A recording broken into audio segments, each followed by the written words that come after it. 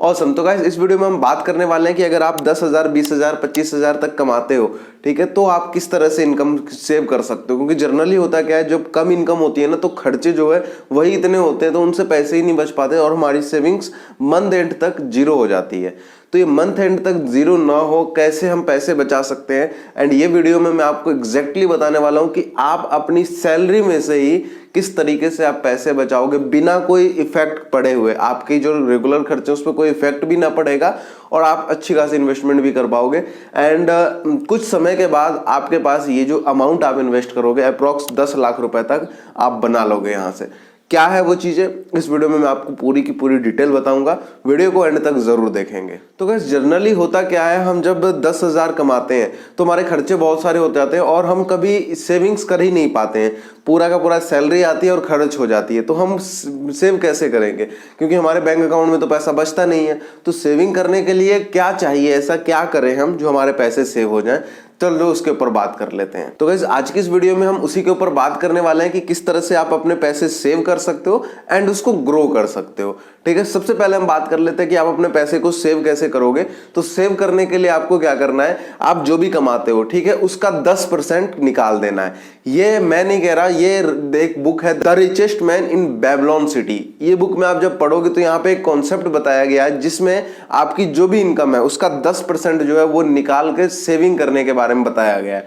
ठीक है, तो वही आपको भी करना है। आपकी जो भी सैलरी है, लाइक आपके अगर 10,000 रुपए कमाते तो महीने के 1,000 रुपए पहले ही निकाल दो। ठीक है, ये सैलरी आने से पहले ही निकाल देनी है आपने। ऐसा नहीं कि सैलरी बैंक में आई है, खर्च कर लेंगे, उसके बाद जो पैसा होगा वो निकालेंगे, नहीं, ऐसा नहीं है। अगर आप 10,000 कमाते हो तो आप समझो कि आपकी 9,000 रुपए सैलरी है। ठीक है, वहीं पे अगर आप 20,000 रुपए कमाते हो तो आप समझो कि आपकी 18,000 रुपए सैलरी है। वहीं पे अगर आप 25,000 कमाते हो तो आप उसमें से 2,500 पहले ही निकाल दो। ठीक है, ऐसा नहीं कि बाद में सैलरी आएगी तब निकालेंगे, पहले ही निकाल दो ताकि आपको कोई भी प्रॉब्लम ना हो आगे चल के। ठीक है, कि आप ऐसा समझो कि आप 10% पैसा कमाते ही नहीं हो, सीधी बात है। तो ये काम कर लेना आपको खर्च करने से पहले। ठीक है, तो अब अगर आपने पैसे बचा लिए, पैसे आपने निकाल लिए, तो अब आपको क्या करना है, उसको ग्रो कैसे करना है। तो ग्रो करने के लिए आपको एक सिस्टमैटिक इन्वेस्टमेंट प्लान बनाना पड़ेगा, SIP जिसको बोलते हैं। सपोज करो कि आपकी सैलरी जो है वो 10 तारीख को आपके बैंक अकाउंट में क्रेडिट हो जाती है, तो आपको 11 तारीख की SIP डाल लेनी है।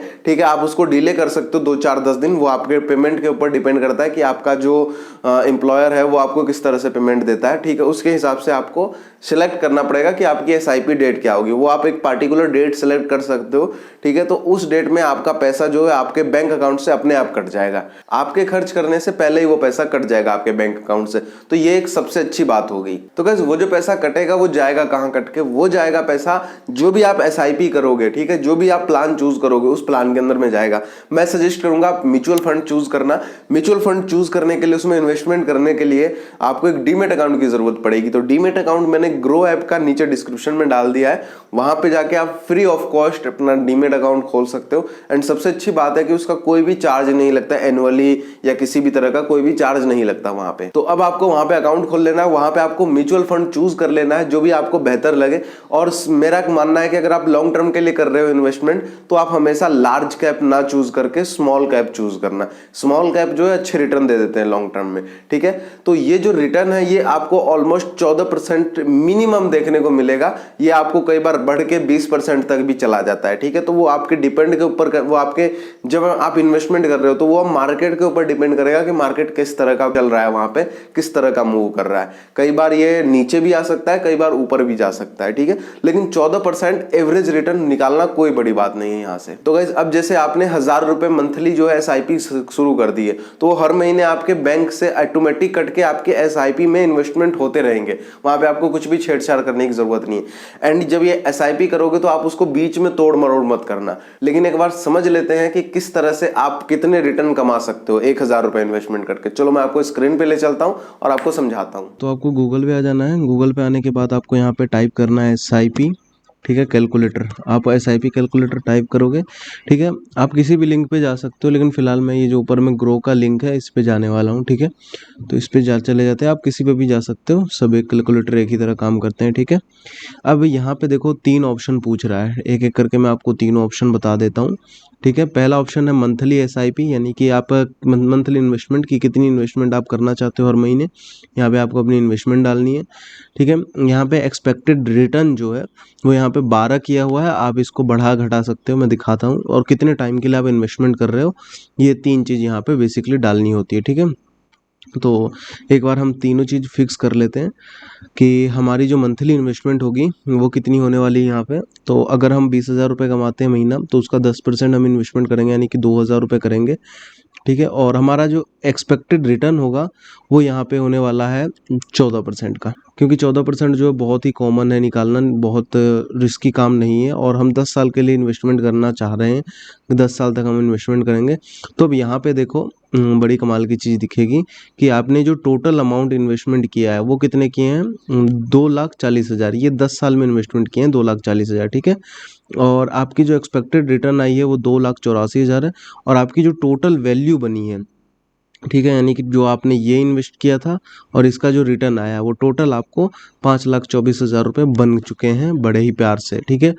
अब इसमें देखो आपको क्या करना है, कुछ भी आप करोगे, ठीक है। जैसे मान लेते हैं कि हम 10 साल की जगह इसको हम 20 साल कर देते हैं कि भाई मुझे 10 साल में पैसा नहीं चाहिए, मैं इन्वेस्टमेंट कर रहा हूँ अपने बच्चों की शादी के लिए या किसी और काम के लिए, तो मैं इसको 20 साल कर देता हूँ, ठीक है। अब आप देख लो कंपाउंडिंग, देख लो, आपने सिर्फ 4 लाख रुपए इन्वेस्टमेंट किए हैं, 4,80,000, और आपके देखो रिटर्न कितने आए, 21,51,000 रुपये, ठीक है। ये रिटर्न है, और टोटल वैल्यू देख लो आप, दिमाग हिल जाएगा देख के। तो ये आप देखो, या तो आप इसमें घटा बढ़ा कर लो, इसमें घटा बढ़ा कर लो, या फिर इसमें घटा बढ़ा कर लो, वो आपके ऊपर डिपेंड करता है, ठीक है। अब जैसे सपोज करते हैं हम इसको 10 ही कर देते हैं, क्योंकि हमारे पास ज़्यादा टाइम नहीं है, और हम इसको जो रिटर्न है इसको 20% कर देते हैं। अब आप देख लो कमाल, 7 लाख रुपए आपके बन गए, ठीक है। आपने अभी भी इन्वेस्ट किए 2,40,000 ही, लेकिन बस परसेंटेज बढ़ा देने से इतना हो गया रिटर्न, ठीक है।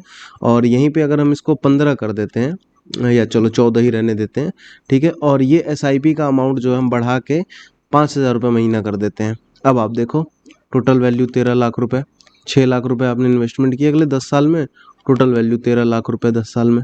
तो ये SIP का जादू है, बस आपको अच्छा म्यूचुअल फंड चूज करना है और अच्छी इन्वेस्टमेंट करना है, ठीक है। तो गाइस कुछ इस तरीके से आप इतने रिटर्न जनरेट कर सकते हो, जैसा कि आप लोगों ने देख लिया। तो गाइस ये इंटरेस्ट जनरेट करना कोई बड़ी बात नहीं है SIP से, इससे ज्यादा भी कर सकते हो। एंड जैसे मैंने बताया, जस्ट 1-2 नंबर चेंज करके आप अपने इन्वेस्टमेंट में बूम ला सकते हो, ठीक है। तो इन्वेस्टमेंट एक हैबिट है, 10,000 वाला बंदा भी शुरू करे एंड 20,000 वाला भी शुरू करे, ठीक है। मिनिमम जो भी आप कमाते हो उसका 10% आप निकालो और उसको SIP करो। आजकल तो ऐसे ऐसे म्यूचुअल फंड आ गए जिसमें आप 10 रुपए से भी SIP शुरू कर सकते हो। और आपको एक चीज ध्यान रखनी है कि आपकी जो SIP है वो हर साल जो है वो बढ़ती रहनी चाहिए। सपोज करो आज आपने 1,000 रुपए की SIP की, तो अगले साल 2024 तक ये SIP आप 1,500 करना, 200 2,000 करना, SIP बढ़ाते रहना। और कोशिश करना जब बहुत ज्यादा इमरजेंसी ना हो तब तक आप SIP को बीच में न तोड़ें, इससे आपकी कंपाउंडिंग जो है वो खराब हो जाती है, उसको निकालना नहीं है आपको। जितने भी टाइम के लिए आप इन्वेस्टमेंट कर रहे हो बस वही टाइम आपको फिक्स रखना। सपोज करो आप अपनी शादी के लिए कर रहे हो, बच्चों की एजुकेशन के लिए कर रहे हो, बच्चों की शादी के लिए कर रहे हो, जिस भी पर्पस के लिए कर रहे हो वो उससे पहले आप मत निकालना। By the way mutual fund को लेकर ना आपके मन में बहुत सारे सवाल होंगे, मुझे पता है, जैसे कि इन्वेस्टमेंट कैसे करें, अकाउंट कैसे खोलें, म्यूचुअल फंड कौन सा चूज करें, कैसे SIP शुरू करें, ठीक है। बहुत सारी दुनियादारी के सवाल होते हैं, तो समझ नहीं आता कि इसके आंसर कहाँ मिलेंगे। तो इसके आंसर मिलेंगे आपको हमारी वीडियो के अंदर। हमने प्लेलिस्ट बना रखी है, ये प्लेलिस्ट पे आप क्लिक करो, यहाँ पे आपको सारी इंफॉर्मेशन मिलेगी वीडियो के अंदर कि आप किस तरह से म्यूचुअल फंड में इन्वेस्टमेंट कर सकते हो, कैसे कर सकते हो, कौन सा म्यूचुअल फंड बेस्ट आपको रिटर्न दे सकता है। सारी चीज मैंने इस वीडियो में बताई है, इनफैक्ट इन्वेस्टमेंट करके भी दिखाई है। तो ये वीडियो आपके बहुत काम की होने वाली है। जाओ सीखो और इन्वेस्टमेंट करो एंड अपनी वेल्थ को ग्रोथ करो। मैं मिलता हूं आपसे इसी वीडियो में। फिलहाल के लिए इस वीडियो में इतना ही। अगर कोई भी जानकारी आपको पसंद आई हो, ठीक है, तो एक लाइक जरूर कर दीजिएगा एंड अपने फ्रेंड सर्कल में इस वीडियो को शेयर जरूर कर दीजिएगा, और हमारे चैनल को सब्सक्राइब कर लीजिए ऐसी फाइनेंशियल एजुकेशन के लिए। मैं मिलता हूं आपसे अगली वीडियो के अंदर।